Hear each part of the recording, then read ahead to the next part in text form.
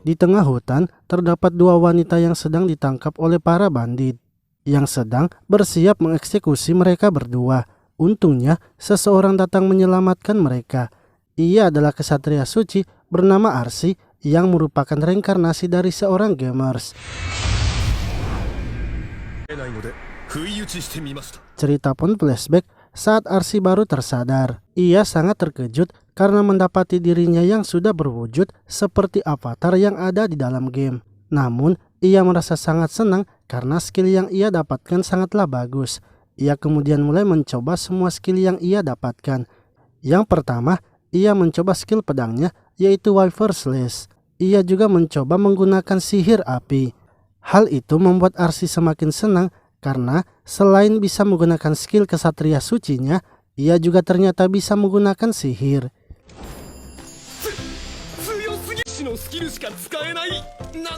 Lalu, ketika Arsi mencoba menggunakan sihir teleportasi untuk pergi ke kota, ia malah hampir saja terjatuh ke jurang sebab untuk menggunakan sihir teleportasi itu, Arsi terlebih dahulu harus pernah pergi ke tempat tersebut.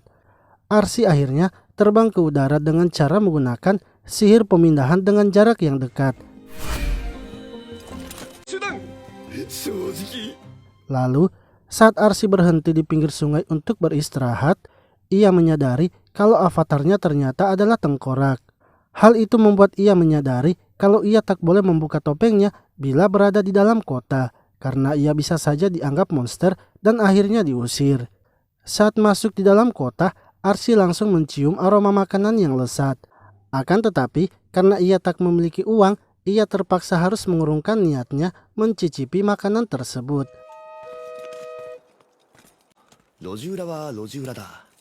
Lalu, ketika ia sedang berjalan di dalam gang, ia tak sengaja bertemu dengan seorang elf yang sedang berdiskusi dengan seorang pria. Arsi semakin senang karena di dunia tersebut ternyata ada elf. Arsi kemudian bergegas mengikuti gadis tersebut, namun ia kehilangan jejaknya. Akan tetapi ia kini bertemu dengan tempat guild tentara bayaran. Arsi masuk ke dalam dan mencoba mendaftarkan dirinya. Sang penjaga guild mengatakan bila Arsi ingin mendapatkan lisensi agar bisa menjalankan misi, Arsi harus melewati tesnya terlebih dahulu. Yang mana tesnya itu Arsi harus membawa bukti kalau ia sudah mengalahkan hewan buas, bandit, atau monster. Arsi pun langsung pergi menyelesaikan tes tersebut. Saat di dalam hutan, Arsi dengan mudahnya mengalahkan hewan buas, serta ia juga berhasil mengalahkan orc yang datang menyerangnya. Lalu, ketika Arsi sedang dalam perjalanan pulang, ia bertemu dengan sekelompok bandit yang sedang merampok, yang mana para bandit itulah yang sebelumnya muncul di awal cerita. Arsi kemudian terlebih dahulu melihat apa yang akan dilakukan oleh para bandit itu. Akan tetapi, karena para bandit itu berusaha untuk melecehkan kedua wanita tersebut, Arsi akhirnya memutuskan untuk turun menghabisi para bandit itu.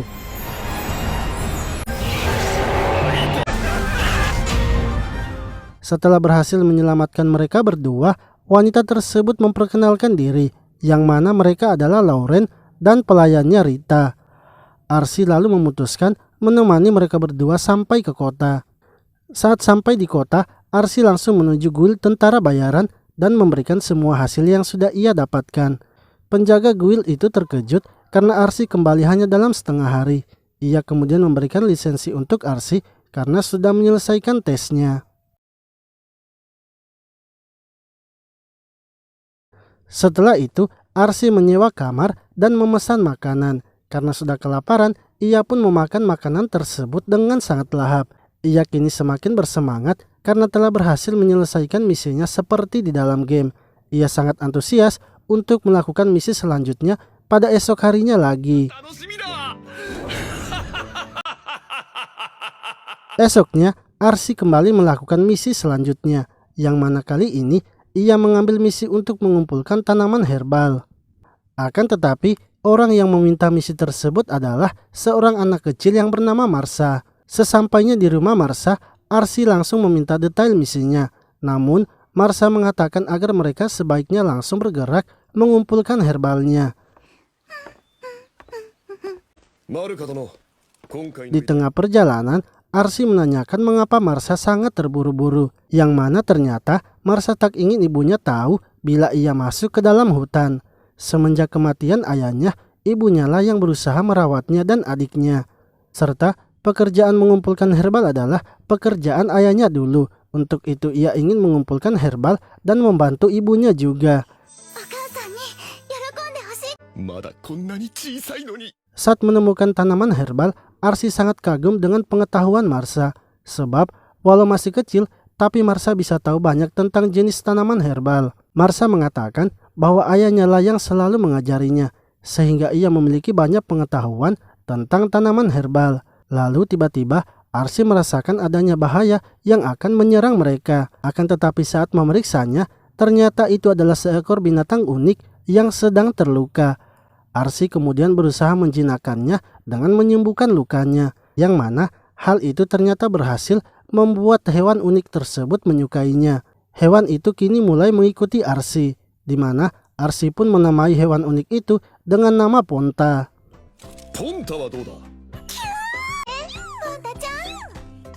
Setelah itu, Marsa mengajak Arsi untuk masuk ke dalam hutan lebih dalam lagi, sebab di dalam hutan itu terdapat pohon yang berkhasiat sebagai tanaman herbal. Ketika telah menemukan pohonnya, Marsa langsung turun untuk memeriksanya.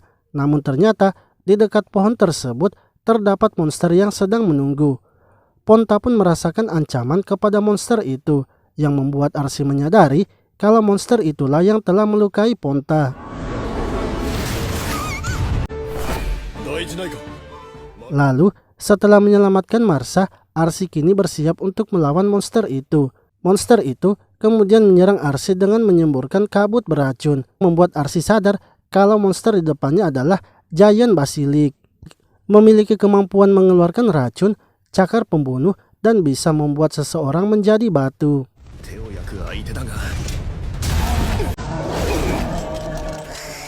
Giant Basilisk terus saja menyerang mereka. Akan tetapi serangan itu sangatlah mudah dihindari oleh Arsi, hingga Arsi akhirnya berhenti menghindar dan menangkis semua serangan Giant Basilisk. Karena serangannya terus dihentikan, Giant Basilisk itu akhirnya mengeluarkan suatu gerakan unik, yang mana Arsi mengetahui kalau itu adalah gerakan khusus untuk mengeluarkan sihir pembatuannya. Arsi pun menahan serangan itu dengan perisai sucinya.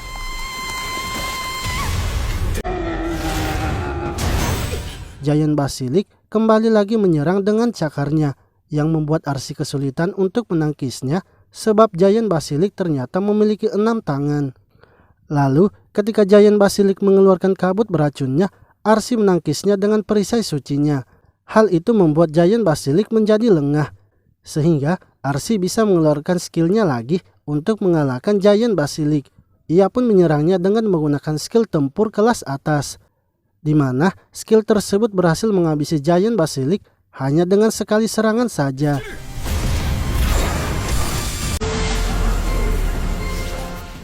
Arsi tak menyangka jika jurusnya itu akan sangat overpower. Setelah mengalahkan Giant Basilisk, Arsi juga sengaja mengalahkan monster babi hutan yang besar dengan niat memberikannya kepada warga desa Marsa.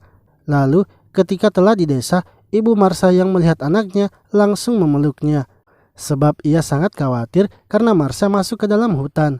Arsi pun menjelaskan bahwa Marsa sebenarnya hanya ingin membantu ibunya. Ia ingin agar ibunya tidak memarahi Marsa. Arsi akhirnya berhasil menyelesaikan misi dan ia juga kini mendapatkan teman perjalanan, yaitu Ponta.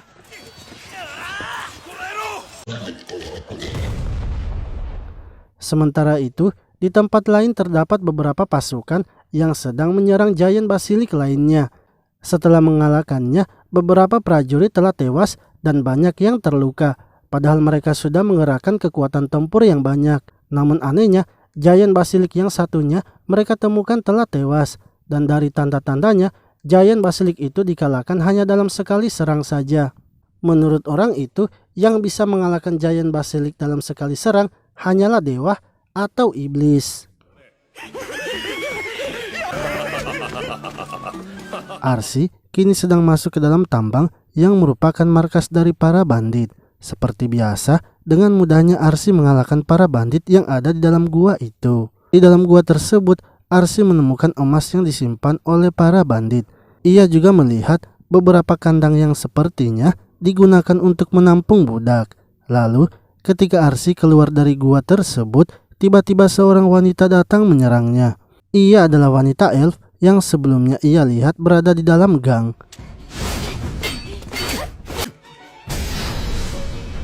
Wanita itu meminta kepada Arsi agar mengembalikan anak-anak elf yang telah ia curi. Namun Arsi menjelaskan bahwa ia mungkin bukanlah orang yang wanita itu maksud. Wanita tersebut tidak percaya dan tetap menyerang Arsi. Untungnya Ponta muncul sehingga membuat wanita itu berhenti menyerangnya. Sebab menurutnya Ponta yang merupakan makhluk suci tak akan gampang menyukai manusia. Jika memang Ponta menyukai Arsi, berarti Arsi pastinya tidaklah berbohong kepadanya. Wanita itu kemudian meminta maaf dan menjelaskan tujuannya. Sebelumnya, ia mendengar kalau di daerah itu terdapat banyak elf yang ditangkap para bandit. Seketika, Arsi langsung teringat dengan kandang budak yang ada di dalam. Ia lalu memberitahu wanita itu bahwa di dalam gua tersebut tak ada lagi para elf yang sudah ditangkap. Wanita itu pun merasa bahwa kedatangannya sudah terlambat. Ketika akan pergi, Arsi menawarkan bantuan untuk membantunya mencari para elf yang ditangkap. Akan tetapi, wanita itu menolaknya karena ia tak mau ras manusia membantunya. Namun ketika wanita itu pergi, Arsi malah sangat kegirangan karena ia kini melihat kembali wanita elf dan mengobrol dengannya. Ia pun memutuskan untuk membantu wanita elf itu dengan mencari sendirian para bandit lainnya. Hingga akhirnya Arsi menemukan para bandit yang telah menangkap anak-anak elf. Para bandit itu mulai menyiksa anak-anak elf yang mereka tangkap. Hal itu membuat Arsi tak tahan melihat kelakuannya. Walaupun wanita sebelumnya tak ingin bila ia membantunya, namun Arsi tetap akan membantunya dan menolong anak-anak elf itu. Lalu tiba-tiba wanita elf sebelumnya datang melawan para bandit. Ia pun berhasil menghabisi para bandit yang telah membuatnya marah.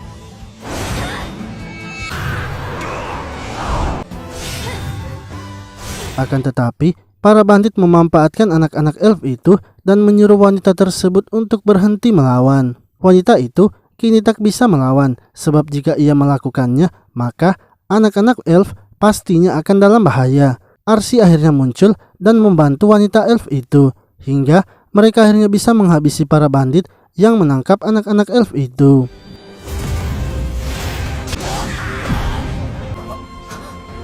Setelah menyelamatkan anak-anak elf, wanita itu terkejut karena melihat kalung yang dipakai di leher mereka. Sebab kalung itu adalah kalung pengisap manah yang bisa menyegel kekuatan elf. Wanita itu juga tak bisa melepaskan kalung manah tersebut. Akan tetapi, Arsi dengan mudahnya melepaskan kalung itu, serta menyembuhkan luka yang ada di tubuh anak-anak elf. Wanita itu pun merasa kalau Arsi sepertinya bukan hanya kesatria biasa. Lalu, wanita itu memanggil seekor burung dan menyampaikan informasi. Ia mengatakan agar anggota yang lainnya datang menjemput anak-anak elf yang sudah ia selamatkan. Tak lama kemudian, para elf yang lainnya itu kemudian datang. Anak-anak yang mereka sudah selamatkan akhirnya pergi bersama para elf yang lainnya. Setelah itu, wanita elf menanyakan siapa Arsi sebenarnya, sebab Arsi bisa menggunakan sihir teleportasi yang legendaris. Arsi mengatakan bahwa ia hanyalah seorang tentara bayaran. Wanita elf itu lalu berterima kasih karena telah membantunya dan memperkenalkan dirinya sebagai pejuang elf bernama Ariana. Tak lama kemudian, burung sebelumnya datang dan memberikan informasi agar Ariana segera datang ke kota Diento sebab para bandit telah membuat markas di kota itu. Lalu, setelah burung itu pergi, Ariana yang sudah melihat kekuatan Arsi kini meminta Arsi agar bersedia bila Ariana menyewanya, sebab sebelumnya Arsi mengatakan bahwa ia adalah tentara bayaran. Tanpa pikir panjang, Arsi langsung menyetujuinya dan bersedia bila Ariana menyewanya sebagai tentara bayaran. Setelah itu, Arsi melakukan teleportasi dengan sihirnya, yang mana itu membuat Ariana sangat terkejut karena hanya dalam sekejap saja mereka sudah berada di kota Diento. Mereka kemudian masuk ke dalam kota bertemu dengan teman Ariana yaitu Danka. Awalnya Danka ragu dengan keputusan Ariana mengajak Arsi gabung dengan mereka. Namun setelah tahu kalau Arsi bisa menggunakan sihir teleportasi dan memiliki makhluk suci, ia akhirnya menerima Arsi untuk ikut dalam misi mereka. Danka lalu mengatakan misi mereka, yang mana mereka akan masuk ke dalam markas para bandit yang ada di tengah kota. Sebab di dalam markas para bandit masih banyak elf yang sedang disekap. Untuk bisa menyerang ke sana, mereka harus menunggu malam hari saat sedang sepi. Karena merasa masih ada waktu, Arsi kemudian meminta pamit sebentar untuk menyelesaikan urusannya, yang mana ia ternyata pergi menjual barang para bandit yang sebelumnya ia ambil.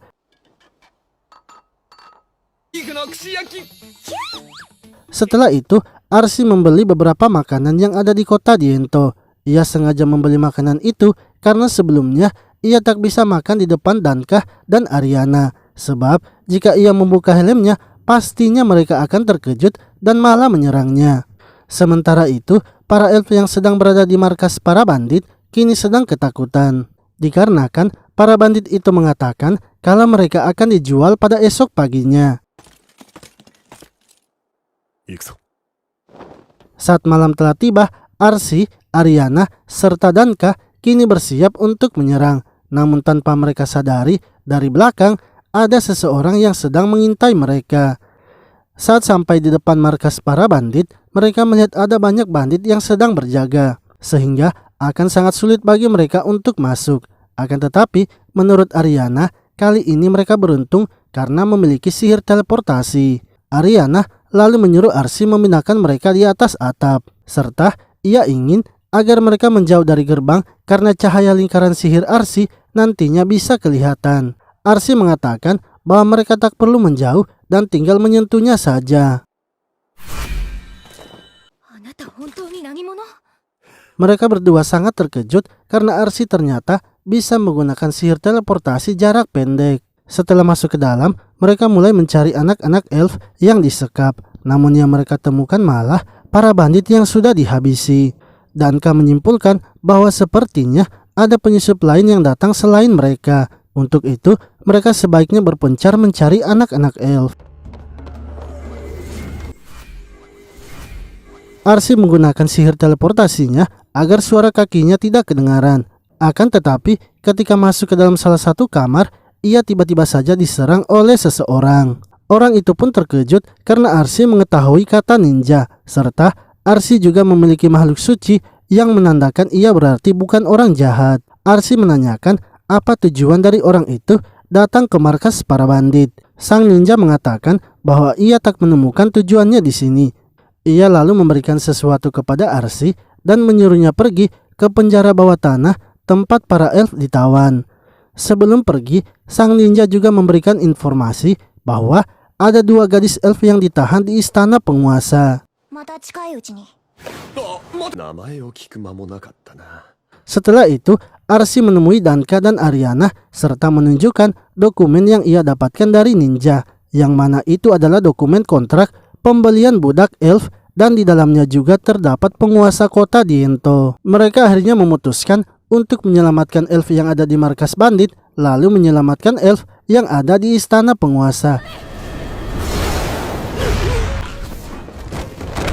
Dengan menghabisi para bandit yang menjaga, mereka kini berhasil menemukan elf yang sedang disekap. Arsi kemudian menggunakan kekuatannya dan memindahkan mereka semua. Melihat anak-anak elf yang memiliki kalung segel membuat Arsi langsung melepaskannya. Hal itu membuat Danka semakin takjub kepadanya. Danka lalu menyuruh Arsi dan Ariana melanjutkan menyelamatkan elf yang ada di istana penguasa. Sementara Danka akan mengantarkan anak-anak elf itu ke desa mereka. Ia berpesan kepada Arsi agar menjaga Ariana. Arsi dan Ariana kemudian menuju istana penguasa menyelamatkan elf yang sedang disekap. Arsi ingin agar mereka masuk secara diam-diam saja, sehingga mereka bisa menyelesaikan dengan cepat tanpa perlu adanya keributan. Namun ketika mereka sampai di atas, para penjaga ternyata langsung melihat mereka. Dengan terpaksa, mereka berdua akhirnya membuat keributan.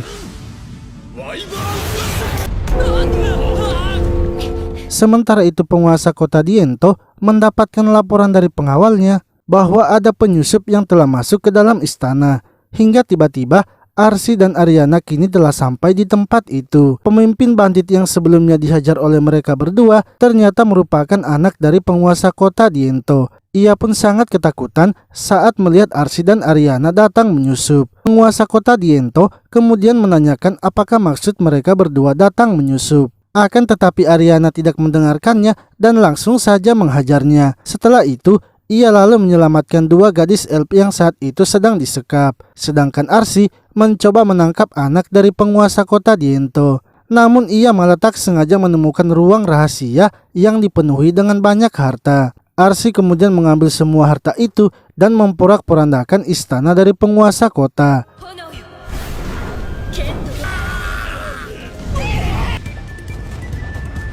Saat telah pergi dari istana penguasa kota, Ariana mengajak Arsi untuk pergi ke desanya. Sebab ia ingin terus meminta bantuan Arsi karena masih banyak teman-temannya yang sedang ditawan. Akan tetapi sebelum masuk di desa elf, Arsi akan dipertemukan oleh tetua elf untuk meminta izin mereka agar Arsi bisa masuk ke desa elf. Lalu Arsi memberitahu bahwa ia tak akan bisa menemui para tetua karena ia tidak bisa menunjukkan wujudnya di balik sirah yang sedang ia pakai. Ariana pun berjanji tidak akan menyerang Arsi ketika melihat wujudnya.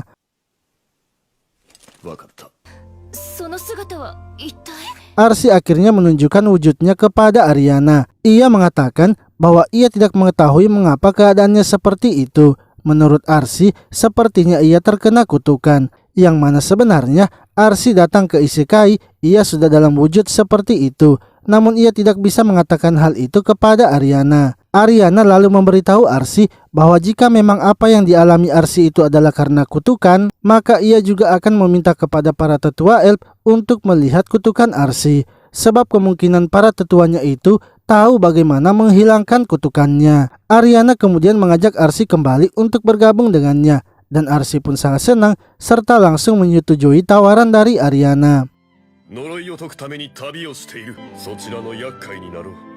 Sementara itu di istana kerajaan, sang raja sedang mendiskusikan kasus dari penguasa kota Diento. Saat itu, ia sedang bersama anaknya, pangeran pertama Sekto, pangeran kedua Dakares, dan putri keduanya yaitu Yuliana. Sekto memberitahu sang raja bahwa ia mendengar rumor kalau Diento telah melanggar perjanjian dengan menjual para elf ke kerajaan daerah timur. Hal itu membuat para elf marah sehingga ia pun mendapatkan serangan. Dakares marah karena Sekto mengatakan rumor yang belum ada buktinya. Ia mengatakan bahwa Sekto tidak boleh memfitnah para bangsawan hanya dari sekedar rumor saja.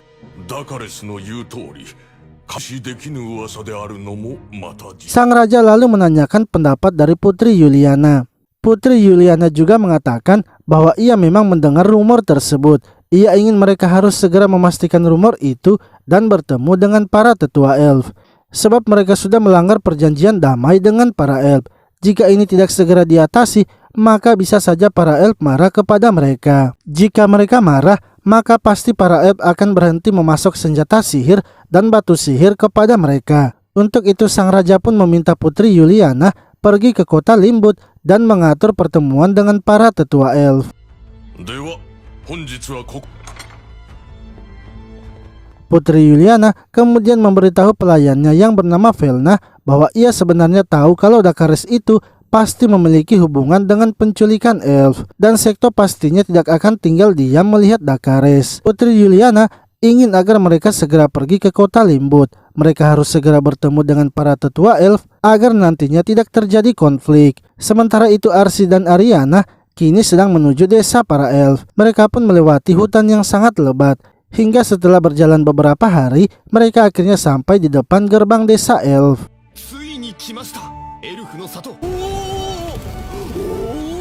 Ariana kemudian masuk ke dalam untuk meminta izin kepada tetua desa. Sementara Arsi dibiarkan menunggu di depan gerbang. Beberapa jam setelahnya, Ariana akhirnya datang menjemput Arsi dan mengajaknya masuk ke dalam. Ketika telah di dalam, Arsi sangat terkesan melihat desa dari para elf. Lalu, Ariana mengajak Arsi untuk bertemu dengan tetua di desanya, yaitu Dylan dan istrinya Glenis, yang mana mereka berdua juga ternyata adalah orang tua dari Ariana.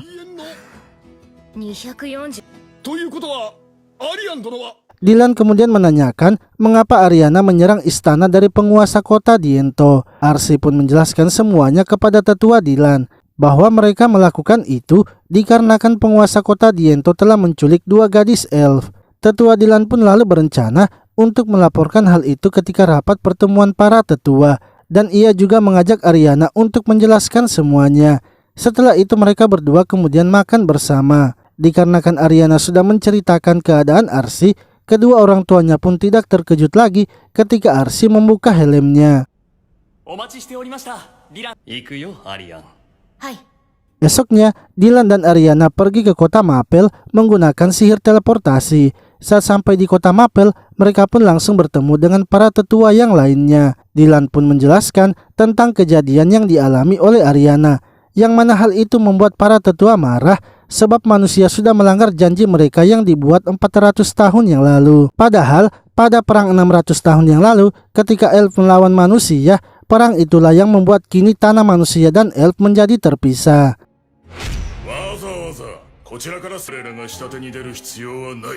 Menurut ketua dari para tetua, mereka tidak boleh melakukan tindakan sembarangan sebab ini bisa saja memicu terjadinya perang lagi. Untuk itu ia memerintahkan agar misi penyelamatan bagi saudara elf mereka harus terus dilanjutkan sambil melihat pergerakan dari Raja Manusia. Sementara itu Glennis kini sedang mencoba melawan Arsi.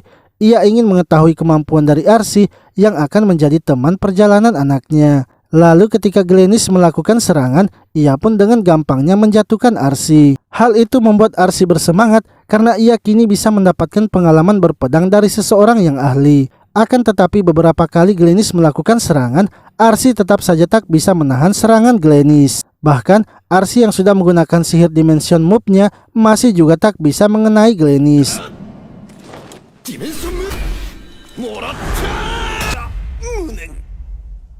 Lalu malamnya ketika Dylan dan Ariana telah pulang, mereka pun mengadakan rapat bersama dengan Arsi. Dylan memberitahu Arsi bahwa mereka diminta oleh para tetua untuk menyelidiki orang-orang yang ada di kontrak tersebut, serta mereka juga harus terus menyelamatkan rekan mereka yang telah diculik. Untuk itu, ia ingin meminta secara resmi kepada Arsi agar terus membantu Ariana dalam menyelamatkan rekan mereka. Akan tetapi, ia tak bisa membayar Arsi dengan uang yang banyak, karena ia merasa Arsi mungkin memiliki uang yang banyak daripada mereka. Namun sebagai bayarannya, ia akan menambahkan informasi penting kepada Arsi, yang mana itu mungkin bisa mematahkan kutukannya. Dylan menjelaskan ada mata air di dekat Lord Crown yang bisa mematahkan segala macam kutukan. Tempat tersebut dijaga oleh naga terbesar yang ada di dunia ini, yaitu Dragon Lord. Bagi manusia, memasuki tempat itu sangatlah berbahaya. Akan tetapi untuk para elf, jika mereka meminta izin, mereka akan diizinkan untuk masuk. Bila nanti Arsi akan pergi ke tempat itu, maka Ariana akan bersedia menemaninya. Arsi pun setuju dengan imbalan itu dan menerima tawaran dari Dylan.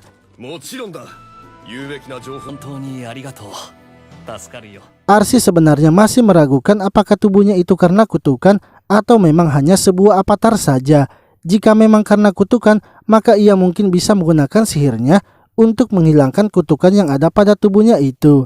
Arsi yang penasaran kemudian mulai mencoba sihirnya itu kepada dirinya sendiri, dan ketika mencobanya ternyata tangannya kini kembali normal. Namun tak lama kemudian tangannya itu kembali menjadi tengkorak lagi.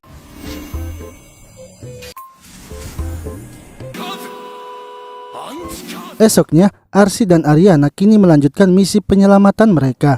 Arsi pun kembali mengingat kejadian semalam. Ia merasa sepertinya tubuhnya itu memang terpengaruh oleh kutukan. Namun walau kutukannya telah dihilangkan, tapi akan kembali lagi. Kemungkinan kutukannya berlanjut atau mungkin ada suatu hal lain yang mempengaruhinya. Lalu saat sedang makan, Ariana kini memberitahu Arsi rencana perjalanan mereka. Biasanya untuk jalan ke kota Olan, mereka harus naik kereta melewati pinggir hutan. Namun mereka berdua akan melewati hutan agar bisa sampai lebih cepat. Seorang pelayan di tempat itu mengatakan agar mereka jangan melewati hutan tersebut, sebab beberapa hari ini telah muncul monster di hutan itu dan menyerang manusia. Sudah 10 petualang yang diserang oleh monster di dalam hutan tersebut. Akan tetapi, Arsi mengatakan agar mereka tetap melewati hutan saja, sebab mereka sedang terburu-buru untuk menyelamatkan rekan-rekan Ariana. Di sisi lain, Putri Yuliana kini sedang bersiap untuk pergi ke kota Limbut. Ia ingin membawa pasukan sedikit saja agar bisa sampai lebih cepat. Namun dari atas menara kerajaan, seseorang ternyata tengah mengawasi Putri Yuliana.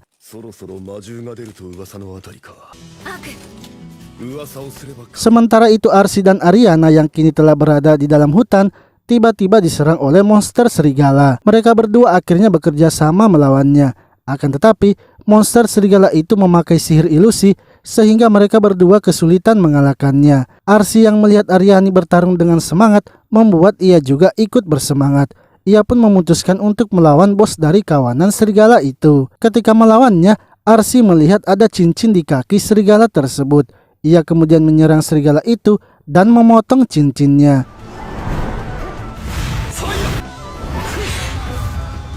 Seketika tingkah laku serigala itu langsung berubah dan memanggil kawanannya untuk mundur.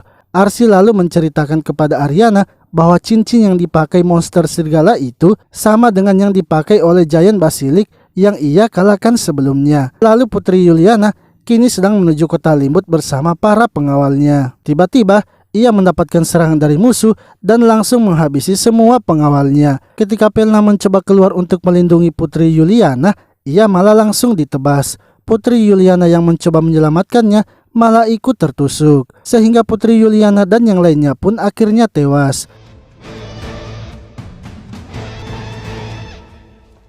Sementara itu, Arsi yang sedang beristirahat dengan Ariana melihat Ponta yang terburu-buru pergi karena merasakan adanya sesuatu, yang mana ternyata Ponta merasakan kelompok Putri Yuliana sedang diserang.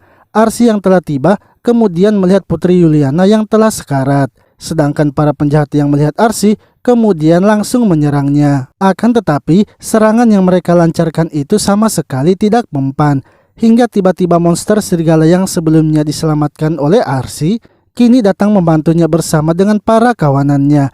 Arsi dan monster serigala itu akhirnya bekerja sama mengalahkan para musuhnya. Setelah selesai, monster serigala itu lalu pergi bersama para kawanannya. Sementara Arsi mencoba menyelamatkan Putri Yuliana dengan sihir regenerasinya. Sihir yang Arsi gunakan itu dapat membuat manusia yang mati menjadi hidup kembali, asalkan ia tidak memiliki banyak kerusakan di tubuhnya dan waktu kematiannya belum lama. Arsi pun berhasil menghidupkan Putri Yuliana, begitu pula dengan pengawalnya yang lainnya. Walaupun ada beberapa yang tak bisa ia selamatkan dikarenakan tubuhnya yang memiliki banyak kerusakan. Saat Putri Yuliana bangun, ia merasa sepertinya mereka telah diselamatkan oleh malaikat. Ia pun segera mengumpulkan para pengawalnya yang juga telah dihidupkan kembali. Ia memberitahu mereka kalau mereka harus terus maju ke kota Limbut, sebab mereka sudah diberkahi rahmat oleh Tuhan dan dihidupkan kembali. Sementara itu Arsi dan Ariana kini telah sampai di kota Olan. Mereka kemudian melihat ada seorang gadis yang sedang bertarung dan mengalahkan musuhnya dengan sangat mudahnya. Yang mana ternyata gadis tersebut adalah ninja yang sebelumnya Arsi temui ketika sedang menyelamatkan para elf di kota Diento.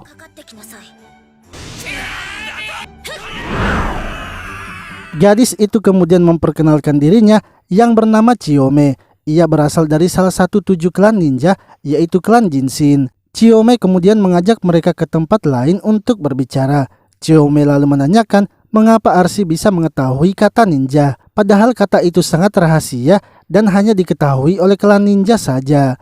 Arsi mengatakan bahwa di tempat asalnya itu, orang-orang yang berpakaian seperti Chiyome disebut dengan ninja. Chiyome lalu memberitahu Arsi bahwa kemungkinan Arsi berasal dari tempat yang sama dengan pendiri ninja. Akan tetapi, pendiri ninja sudah mati 600 tahun yang lalu dan sekarang hanya menjadi legenda. Arsi pun tersadar sepertinya 600 tahun yang lalu ada orang Jepang yang juga datang ke Isekai. Chiyome kemudian memberitahu tujuan yang sebenarnya memanggil mereka, yaitu untuk meminta bantuannya menyelamatkan rekan-rekannya. Dan sebagai imbalannya, ia akan memberikan informasi tentang orang-orang yang ada di kontrak itu. Arsi memberitahu Chiyome bahwa saat ini ia sedang bekerja sama dengan para elf, sehingga untuk keputusan itu ia akan serahkan kepada Ariana. Merasa kalau Chiyome sama seperti dirinya, Ariana akhirnya mau membantu Chiyome. Ia mengatakan bahwa ia sangat tahu bagaimana perasaan seseorang yang ingin menyelamatkan rekan-rekannya.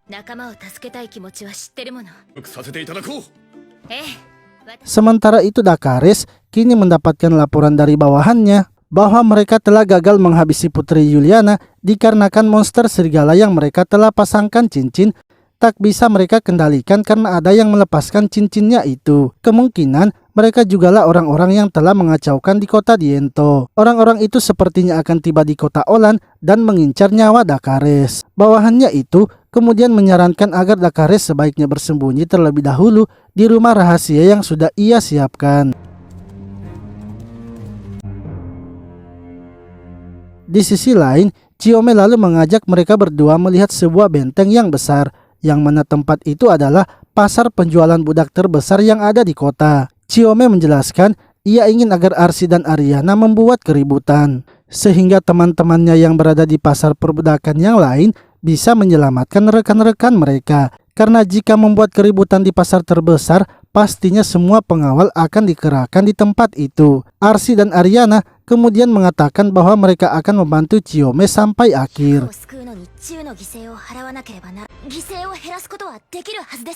Arsi memberitahunya kalau ia bisa menggunakan sihir teleportasi sehingga mereka mungkin bisa menyelamatkan banyak rekan-rekannya. Chiyome terkejut karena pendirinya juga bisa menggunakan sihir itu.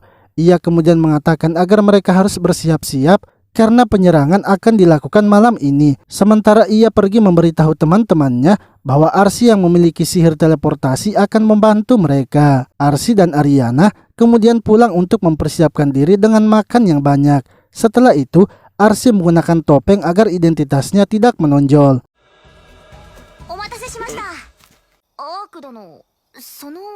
Tak lama kemudian, Chiyome akhirnya datang bersama dengan temannya yaitu Gaemon.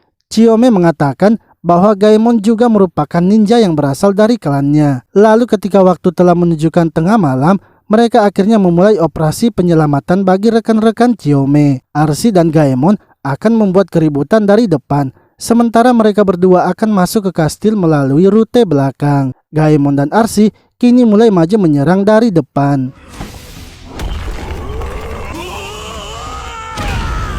Mereka pun memaksa masuk dengan menghancurkan gerbang kastil itu. Penjaga yang berada di dalamnya kemudian menyerang mereka berdua. Namun dengan mudahnya Gaemon dan Arsi mengalahkan mereka. Arsi lalu sengaja mengeluarkan sihir tingkat tinggi agar perhatian para musuh berfokus pada mereka. Gaemon juga mengeluarkan sihirnya untuk membantu Arsi. Arsi pun tak mau kalah dan kini mengeluarkan sihir tingkat tinggi lagi agar membuat keributan semakin ramai. Akan tetapi, saat mengeluarkan sihirnya itu, ternyata sihirnya dan kekuatan Gaemon malah bersatu, sehingga membuat tempat tersebut semakin kacau.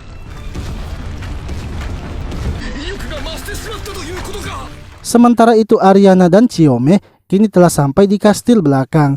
Melihat Arsi yang sudah melakukan keributan, mereka berdua akhirnya bergegas masuk ke dalam. Dikarenakan semua penjaga telah pergi ke gerbang depan untuk melawan Arsi dan Gaemon, membuat mereka berdua pun masuk ke dalam tanpa adanya hambatan. Ketika telah sampai di tempat rekan-rekannya ditawan, Chiyome langsung memperkenalkan dirinya dan membebaskan mereka. Para penjaga pun kini datang untuk menangkap mereka. Ariana lalu menyuruh Chiyome untuk lanjut membebaskan rekan-rekannya, sementara ia yang akan menghentikan para penjaga yang datang.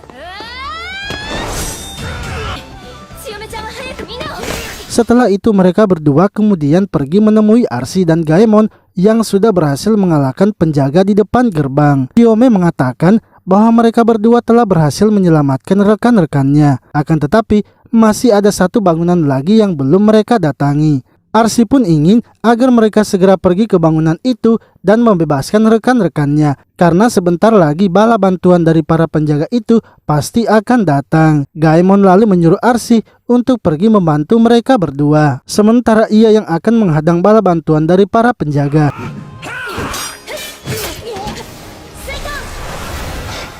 Mereka bertiga kemudian pergi ke bangunan itu dan menyelamatkan rekan-rekannya yang telah ditawan di bangunan tersebut. hingga Chiyome melihat beberapa rekan-rekannya yang telah mati di penjara. Hal itu pun membuat Chiyome marah, bahkan Arsi pun juga sangat marah. Arsi lalu memberitahu Chiyome untuk segera membawa rekan-rekannya ke tempat yang aman. Arsi pun mulai memindahkan semua rekan-rekan Chiyome dengan sihir teleportasinya. Hingga ketika telah selesai membawa semuanya, Arsi memutuskan untuk kembali lagi membantu Gaemon. Sebab ia kini sangat marah dan berniat menghancurkan tempat itu.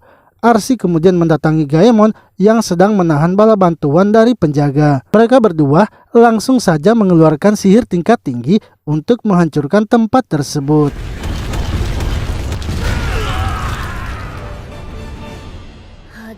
Setelah itu, Arsi kembali lagi kepada Chiyome dan Ariana. Namun ia membawa rekan-rekan Chiyome yang telah tewas karena ia berniat mengantar kematian mereka dengan layak.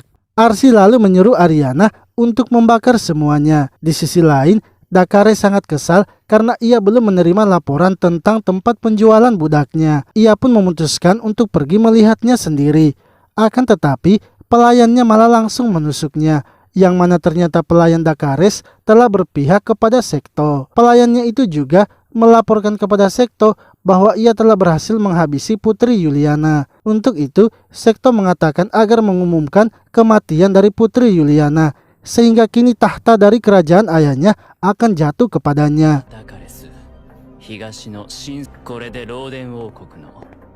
Sementara itu Putri Yuliana kini telah sampai di kota Limbun. Ia pun disambut oleh putri pertama yang bernama Mona. Mona mengatakan bahwa ia sangat khawatir kepada adiknya itu karena mendengar Yuliana telah dihabisi oleh Dakares. Yuliana pun terkejut kenapa ia dirumorkan telah dihabisi. Mona menjelaskan bahwa di kota Olan telah terjadi kekacauan dan Dakares telah dihabisi. Di saku Dakares telah ditemukan kalung yang selalu dipakai oleh Yuliana, sehingga disimpulkanlah bahwa Yuliana telah dihabisi oleh Dakares. Moana ingin agar mereka segera memberitahu ayahnya. Akan tetapi, menurut Yuliana sebaiknya keselamatannya dirahasiakan terlebih dahulu. Ia yakin jika Sekto tahu ia masih hidup, pastinya Sekto akan bergerak. Jika ia telah dikabarkan telah tewas, maka dengan keadaan sekarang, ia pasti akan lebih mudah bertemu dengan para tetua elf. Di sisi lain, Chiyome kini sedang berterima kasih kepada mereka berdua karena telah membantunya. Untuk itu ia akan memberikan informasi yang sebelumnya ia sudah janjikan. Ia memberitahu mereka bahwa orang-orang yang ada dalam kontrak perdagangan, mereka membawa para elfnya yang telah ditangkap ke kerajaan Replon Suci di negara timur. Sementara itu di kerajaan Replon Suci, sang raja yang bernama Domitis kini sedang menerima laporan dari bawahannya bahwa Dakares telah tewas. Begitu pula dengan Putri Yuliana yang telah dikabarkan tewas. Kini tinggal Sekto saja satu-satunya yang menjadi ahli waris untuk kerajaan Roden. Ia juga memberitahu Raja Domitis bahwa rencana mereka untuk menghancurkan sebuah negara kini telah siap. Lalu, Ariana dan Arsi akhirnya memutuskan untuk pergi ke kerajaan Replon Suci. Di tengah perjalanan, mereka pun bertemu dengan banyak Wyvern. Arsi kemudian maju untuk mengusir para Wyvern itu dengan menggunakan sihirnya.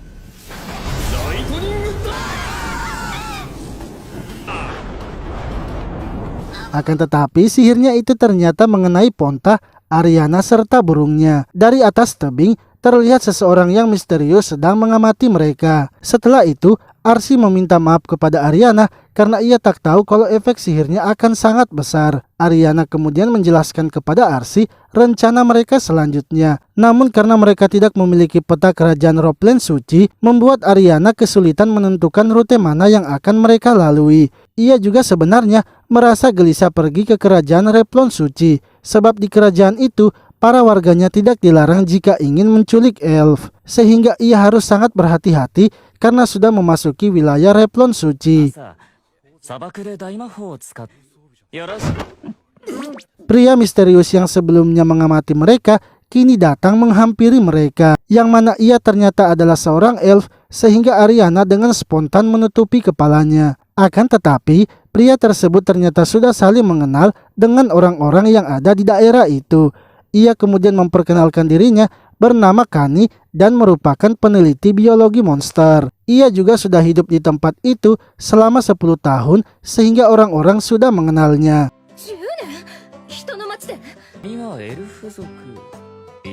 Ia lalu mengatakan tujuannya, yaitu ia ingin meminta bantuan mereka menangkap salah satu monster. Ariana pun langsung menolak sebab mereka juga sedang menjalankan misi. Namun Kani mengatakan sebagai imbalannya, ia akan memberikan peta rute menuju kerajaan Replon Suci dan memberikan salinan buku tentang biologi monster. Arsi lalu meminta agar Ariana menerima tawaran dari Kani sebab mereka sangat membutuhkan kedua benda tersebut. Ariana akhirnya menyetujui tawaran dari Kani. Esoknya, mereka kemudian menaiki kereta untuk berangkat ke tempat monster itu berada. Di tengah perjalanan, Ariana merasa kalau ia mabuk kendaraan. Ia juga merasa kalau kereta yang ada di belakang mereka sangatlah bau. Kani menjelaskan bahwa itu adalah mayat dari para goblin. Itu adalah umpan untuk memancing monster Sadon karena semakin bau maka akan semakin bagus. Arsi lalu menanyakan bagaimana karakteristik dari monster Sado yang Kani maksud. Kani menjelaskan bahwa monster Sadon di siang hari berada di dalam tanah dan jika malam hari ia akan aktif keluar untuk mencari makanan. Panjang monster Sadon itu sekitar 4-5 meter serta kelemahannya adalah api. Namun, ia ingin agar Arsi tidak menggunakan api jika melawan Sadon karena ia tak mau jika tubuh dari monster Sadon sampai terbakar. Lalu Ariana menyadari kalau umpan yang mereka bawa telah menghilang. Tiba-tiba, monster Sadon yang sangat besar langsung menyerang mereka. Yang mana monster Sadon itu berukuran lebih besar dari yang biasanya.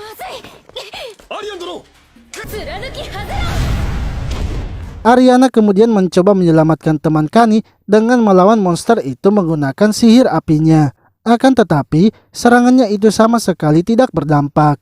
Ariana pun akhirnya diserang balik oleh monster Sadon. Untungnya, Arsi dapat menyelamatkannya. Ia lalu menyuruh Ariana dan yang lainnya untuk bersembunyi sementara ia akan melawan monster Sadon. Setelah Ariana dan yang lainnya telah aman, Arsi akhirnya beradu kekuatan dengan monster Sadon. Hingga ia pun berhasil membanting monster Sadon dan mengalahkannya.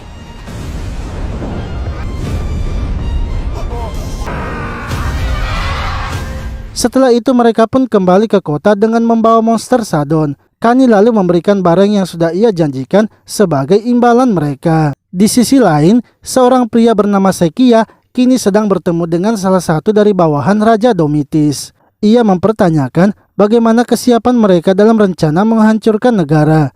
Sekia mengatakan bahwa Raja Domitis tidak perlu khawatir karena ia sudah mempersiapkan semuanya. Ia sudah mendapatkan monster yang mengerikan untuk menghancurkan negara, sehingga dengan kekuatannya dan kekuatan monster itu, ia pasti bisa menghancurkan sebuah negara. Lalu, Arsi dan Ariana kini telah sampai di kota Kesek, perbatasan kerajaan Replon Suci. Karena tak ingin mencolok di kota tersebut, mereka pun berdua memutuskan untuk berpisah mencari keberadaan Elf di kota Kesek dan bertemu lagi saat di sore hari. Namun sampai sore harinya, Arsi mencari keberadaan Elf, ia pun tak mendapatkan satupun informasi tentang Elf di kota tersebut. Ia hanya mendapatkan informasi bahwa setiap malam terdengar tangisan di benteng yang ada di bagian timur kota. Monster juga sering terlihat di perbatasan kota dan orang-orang yang hilang di kota Kesek kini semakin bertambah.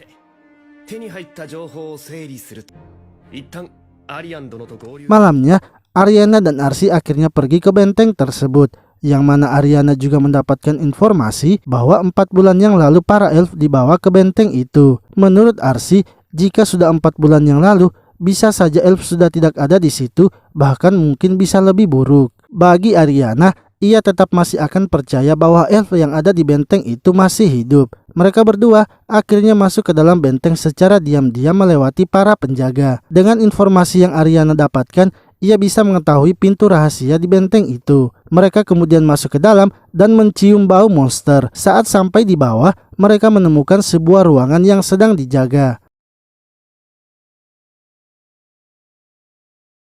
Setelah mengalahkan penjaga itu, mereka lalu masuk ke dalam.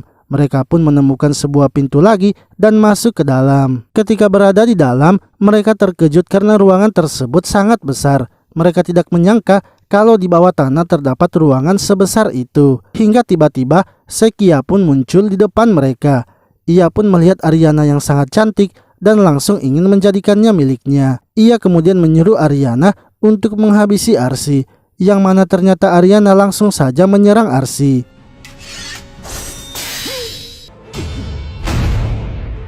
Arsi berpikir kalau Ariana sepertinya telah terkena sihir. Namun saat ia mencoba menghilangkan sihir yang diberikan kepada Ariana, ternyata Ariana masih terus saja menyerangnya. Beberapa kali Arsi terus mencoba menghilangkan sihir dari Ariana, akan tetapi tetap saja Ariana masih tidak sadarkan diri. Arsi pun terus mengamati apa yang sedang terjadi kepada Ariana, hingga ia menemukan ada sesuatu di balik pakaian Ariana. Ponta pun kemudian masuk ke dalam pakaian Ariana dan mengeluarkan sesuatu yang ada di dalamnya.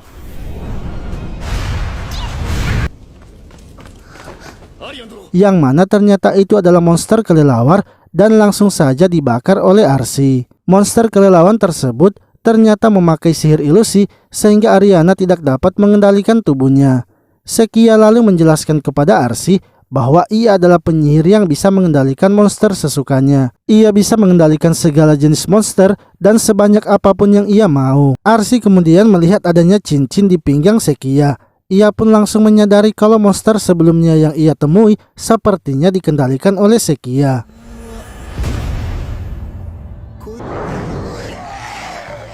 Lalu Sekia memanggil monsternya untuk menghabisi Arsi.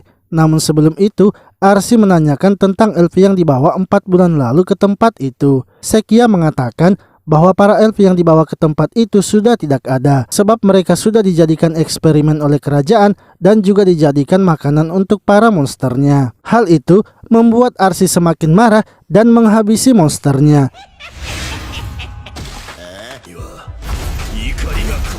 Sekia pun memanggil lagi monsternya untuk menghabisi Arsi. Akan tetapi, Arsi bisa mengatasi para monster itu dengan sangat mudah. Hingga akhirnya, Sekia mencoba menyerang Ariana yang sedang tertidur. Namun untungnya, Chiyome datang tepat waktu menyelamatkan Ariana. Chiyome menjelaskan bahwa ialah yang memberikan informasi kepada Ariana. Dan semua monster yang ada di tempat itu sudah dihabisi oleh para ninja. Lalu tiba-tiba, tempat itu mulai bergoncang. Sekia pun mengatakan bahwa kali ini monster terkuatnya sudah bangun. Ia pun menyuruh mereka untuk keluar dan melawan monsternya itu sementara ia akan melarikan diri. Ketika sudah keluar dari benteng itu, Arsi sangat terkejut melihat monster Sekia, yang mana monster tersebut ternyata adalah monster Hydra. Monster itu kemudian langsung saja menyerang mereka.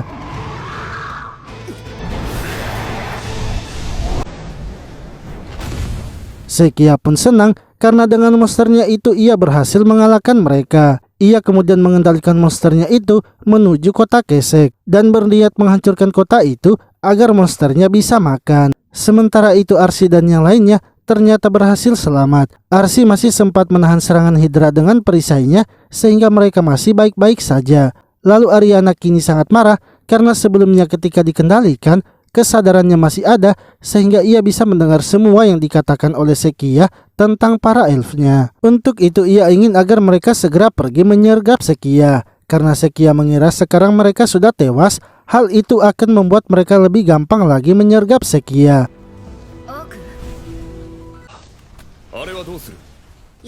Sedangkan untuk monster Hydra, menurut Chiyome mereka tak bisa berbuat apa-apa sebab monster Hydra dijuluki sebagai perusak negara.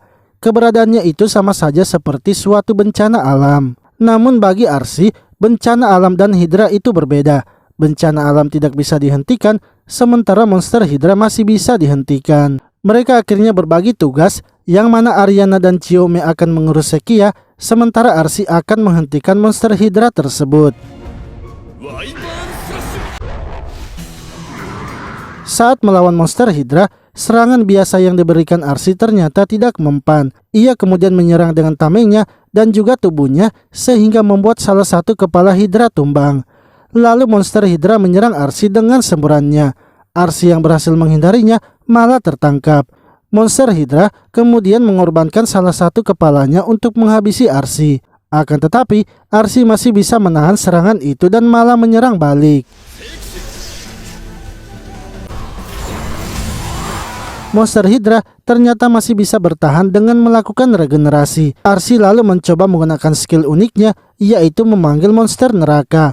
Sementara itu Ariana dan Chiyome kini berhasil menemukan keberadaan Sekia. Ariana kini tanpa ragu langsung melawan Sekia. Ia pun berhasil mengalahkan monster kelelawar yang mencoba untuk mengendalikannya lagi. Sekia pun kini tak bisa berbuat apa-apa lagi sebab Chiyome juga sudah merusak lingkaran sihir yang ada di tubuhnya. Hal itu membuat ia pun tak bisa mengendalikan monster Hydra lagi. Ariana yang sudah sangat marah akhirnya langsung saja menghabisi Sekia.